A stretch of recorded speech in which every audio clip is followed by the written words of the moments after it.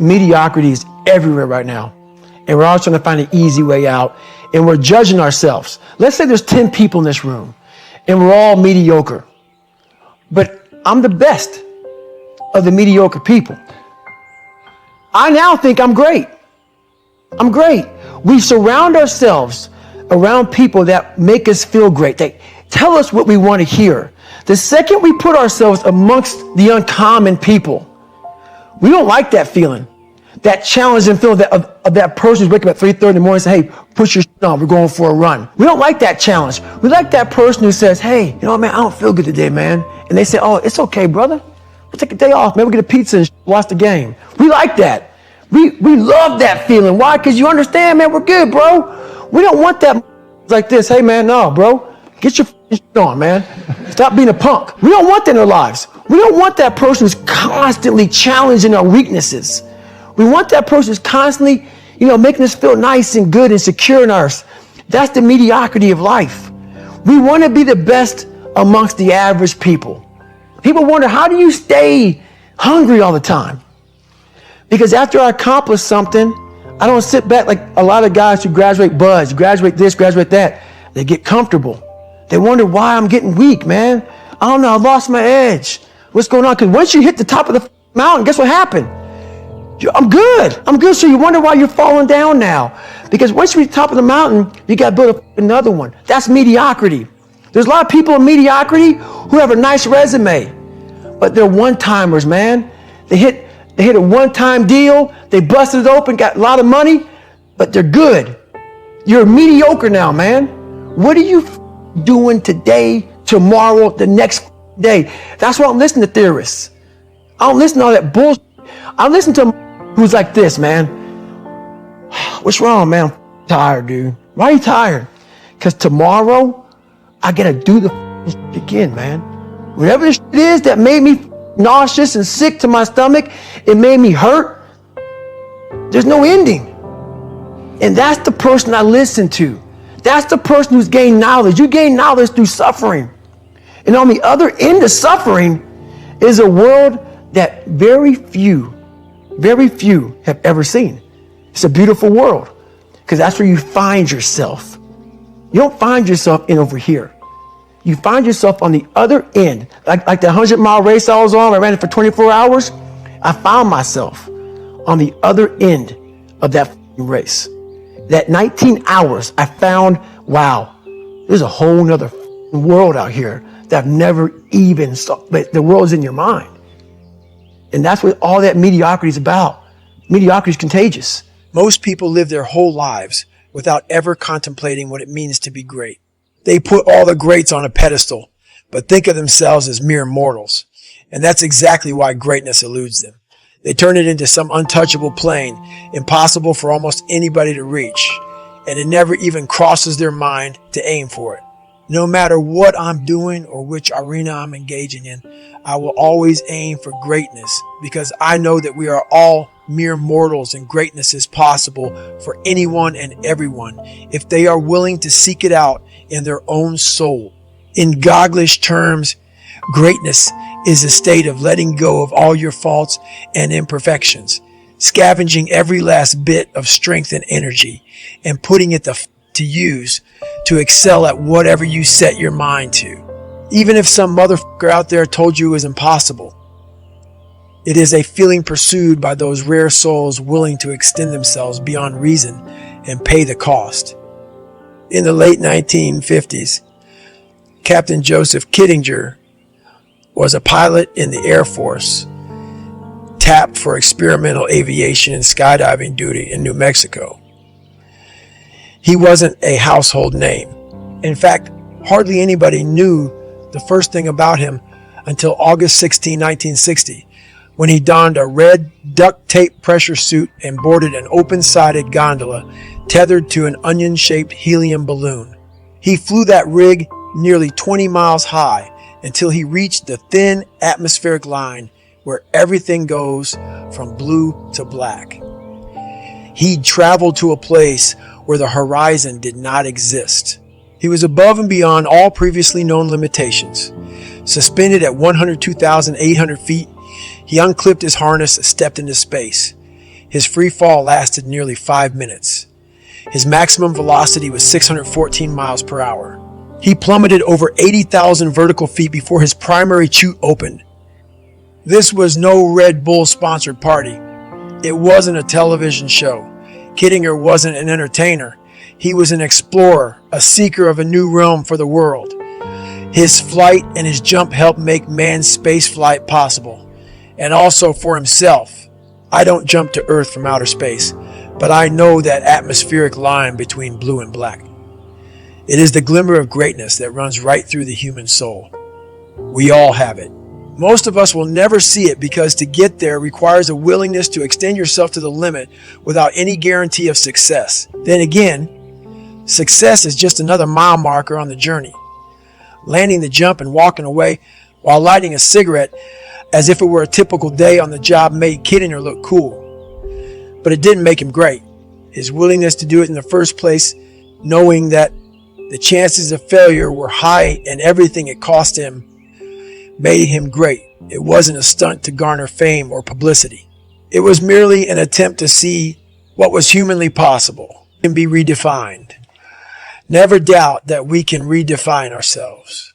It can feel impossible at times because we live in a world filled with arbitrary boundaries and fixed social lines that are as thick as the walls around a fortress. Worse, we allow those walls to limit us in too many ways. The brainwashing starts early, and it starts at home. The people we grow up with and the environments we grow up in define who we think we are and what we think life is all about. When you're young, you can only know what you see. And if all you are ever exposed to are lazy people, content with mediocrity, or who convince you of your own worthlessness, greatness will remain a fantasy. If you live in the ghetto or in a dying industrial or farming town where buildings are boarded up, addiction runs rampant, and the schools are a mess, that will factor into the possibilities others envision for you and you envision for yourself. But even privileged people can feel shackled by their circumstances. The vast majority of parents don't know what greatness looks like, so they are ill-equipped and afraid to encourage big dreams. They want their children to have security and don't want them to experience failure. That's how limited horizons get passed down from generation to generation.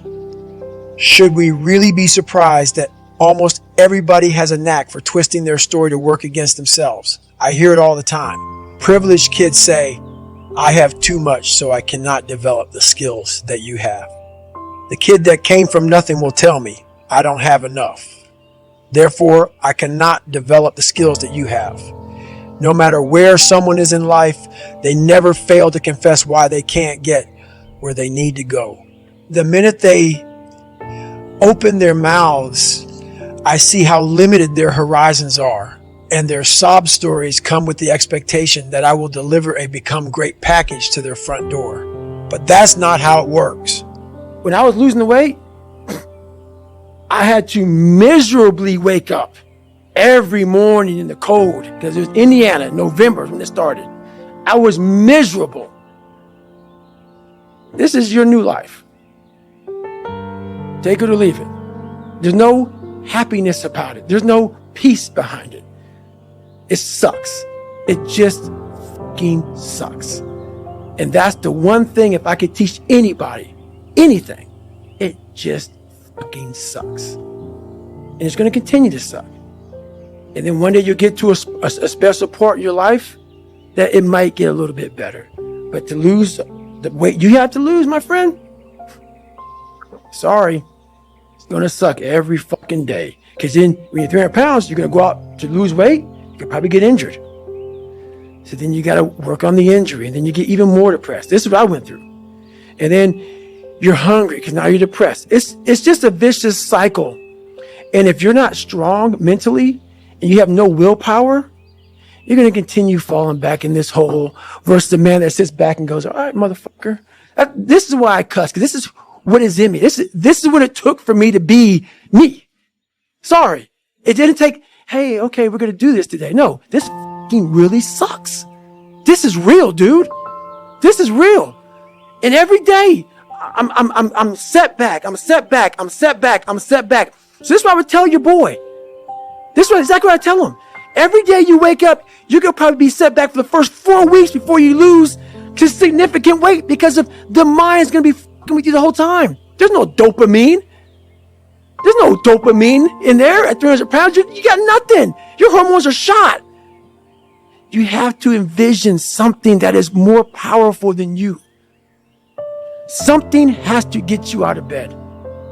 And you have to create it. It has to be false. Because you're not it. You're a fat piece of shit. And that's the reality of it. So you have to create a false reality to live in that just to get to work on yourself. That's the reality. If I had to choose one pervasive mentality in today's culture that I would deem the most dangerous, I would select the victim mentality. Playing the role of the victim means pointing the finger at someone or something outside yourself for things that are going wrong in your own life. This has to do with something called your locus of control. Someone who has an internal locus of control believes that he or she can influence events and their outcomes, but someone with an external locus of control blames outside forces, other people, circumstances, or even fate for everything.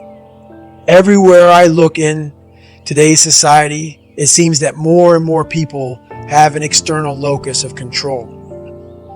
For example, if someone is having trouble getting a job and they blame it on the current political or economic landscape, they are demonstrating an external locus of control. Or if they often catch colds and blame them on their coworkers or germ-riddled work environment, that's an external locus of control mindset. Another one is when someone is constantly in debt and they blame inflation or the high cost of living rather than taking responsibility for their own financial planning and budgeting. If someone goes through a divorce or bad breakup and is still in pain 5 years later and blaming it on the ex, that's an external locus of control. Essentially, we are choosing to have an external locus of control anytime that we are pointing the finger away from ourselves for anything going on in our life. Here's the problem with this kind of thinking. It takes away your power. By playing the blame game, you're effectively throwing up your hands and saying, well, I'm a victim and there's not a damn thing I can do about it. The moment you blame someone else for something you're feeling or experiencing is the moment that you give up your power. By giving your power away, you are making a decision to effectively let life happen to you. You are refusing to take responsibility for your own life. As you might imagine, that can be a very destructive pattern to set.